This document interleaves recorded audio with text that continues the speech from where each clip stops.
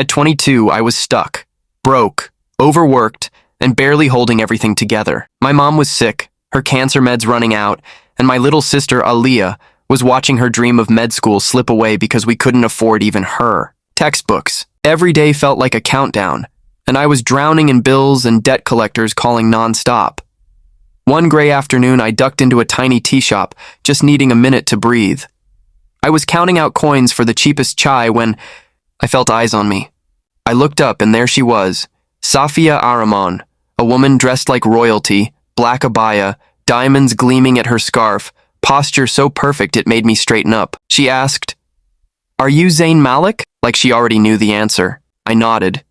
And without missing a beat, she said, "I know what you're going through." I thought, how could she possibly know? But then she said something that hit me like a punch. "What if I told you I can change everything for you?" She introduced herself as a businesswoman with more money than she knew what to do with, a widow who had lost everything before, and now she wanted something in return. She wanted me to marry her. A 70-year-old woman, rich beyond belief, and she wanted me. She made it simple. She'd clear my debts, get my mom the best doctors, and cover Aaliyah's tuition. All I had to do was marry her. No love, no strings attached, just a signature, a promise. At first I laughed. I thought she was joking or out of her mind. But then she looked me dead in the eye and said, "I've lost everything once and now I have everything, but no one to share it with." In that moment, desperation sounded a lot like opportunity. So I said yes. A week later, we were married. In a quiet ceremony. No fanfare, no crowd. Just a few witnesses and mountains of paperwork. Suddenly, my world flipped. My mom got flown to Chicago for treatment. Aaliyah's tuition was paid in full, and I was living in a mansion I never thought I'd see, eating at tables that cost more than my old car. It wasn't love, but it was the chance I needed to save my family, and sometimes, that's all you can ask for. There was always something chilling about it, though I couldn't quite place it. Safia was never cruel or demanding. She was polite, almost warm at times, but there was a distance I couldn't break through. She never pushed for control, but it felt like there was a wall between us, like an invisible boundary I couldn't cross. And that damn door on the second floor, always locked, always off limits. No one talked about it, but everyone knew. It was like a shadow hanging over the house. Every time I passed it, I couldn't help but feel it watching me. I asked the staff about it once, but they just shrugged and called it the private wing, saying no one went in there without permission. But it wasn't just the door. It was her. Safia was calm, collected, but there was something hidden behind her composure. Dinner was always polite, small talk, nothing real, but her eyes betrayed a sadness that wasn't easily explained. Then at night it started. Soft voices coming from behind that door, muffled but unmistakable. I swore I could hear Safia's voice among them. I leaned in close a few times, straining my ear, but all I caught were fragments, just enough to know that whatever was behind that door was something serious, and I couldn't shake the feeling. The only person I could talk to was Mira, a 19-year-old servant who had grown up around Safia. She was kind, always bringing me tea, making sure I was okay. But when I asked her about the door, she clammed up, her eyes giving away more than her lips ever would. So I asked her for a favor. If Safia ever wanted to talk, to let me know. A few nights later, Mira knocked on my door. "Safia wants to see you," she said. The walk down those dark, quiet halls felt like it took forever. Safia's room was nothing like I'd expected. Roses, soft lighting, an atmosphere that felt almost otherworldly. She looked regal, but there was a weariness to her, a sadness that seemed to settle in her bones. She told me to sit, then handed me a photograph. My breath caught. The man in the photo looked exactly like me, and next to him was a much younger Safia. That's when the truth came crashing down. Before my dad married my mom, he and Safia had been close. Closer than I'd ever known. She had loved him, and he had broken her heart. He laughed at her marriage proposal and left her with a wound that never healed. That's when it hit me. This wasn't about love. Safia didn't want me because of some romantic idea.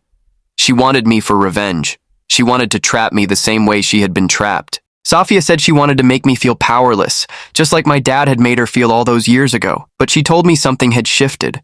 My kindness, my respect, it wore down her anger. She didn't want to control me anymore. She just wanted me to see her, And then, almost like a test, she handed me the key to that forbidden door. You want the truth? Go find it. The weight of that key felt like 1,000 pounds. When the house finally fell silent, I unlocked the door and stepped into a room that seemed frozen in time. Letters, photographs, fragments of a love that never came to be. Years of unanswered letters to my father, kept hidden away like a guarded secret. And then I found it. A will.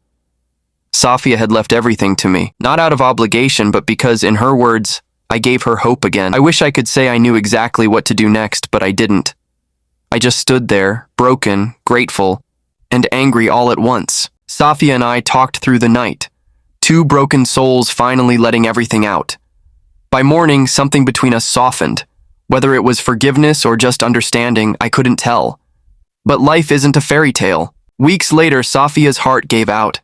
I stayed by her side until the very end. In her last breath, she thanked me for making her feel young again, even if just for a short while. At her funeral, everyone spoke about her wealth, her power, and her generosity, but only I knew the full story. The pain, the love, the longing that had twisted into something different. After the funeral, it was Mira who stayed by my side. She was always there, steady, patient, never asking for anything in return. One afternoon, I found her in the garden, tending to a dying jasmine vine. She told me this house had always been her only home, that Safia had given her shelter, but I had given it peace. You know how sometimes you don't see what's right in front of you? It took losing everything to realize what I truly had. Mira and I started talking, really talking. She told me she always wanted to be a teacher, but her life had been about serving others. I want to change that, she said. I wanted to give her the freedom, the choice that I never had. Under the moonlight after prayer, I asked her to be a part of my life, not as a replacement for anyone, but because she made this house feel like home. She said yes, her eyes shining with tears. We married quietly. No big celebration, just love, gratitude, and prayers for Safia's soul. Now this house is full of life. My mom is healthy. Aaliyah's thriving in med school. And Mira? She's going to be a mother soon. The old haunted rooms? They've turned into libraries, gardens, and nurseries.